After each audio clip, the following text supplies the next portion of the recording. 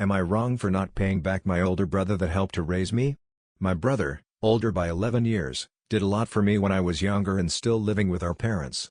With him so much older than me, it often felt like he was a second dad to me.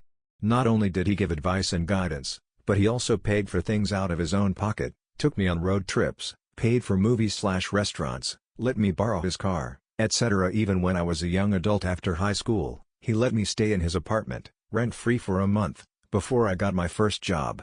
Not only that, he bought me a suit for my first job interview.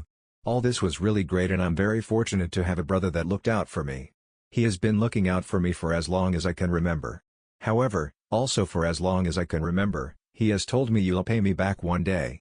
The first time I remember him saying this I was 5 years old and he was 16 years old.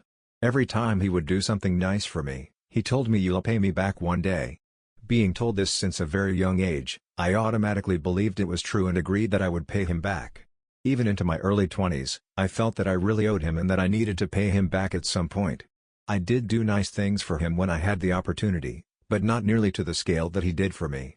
Being so much younger, I just couldn't do as much for him as he did for me. Fast forward to today, I'm 32 years old and a dad.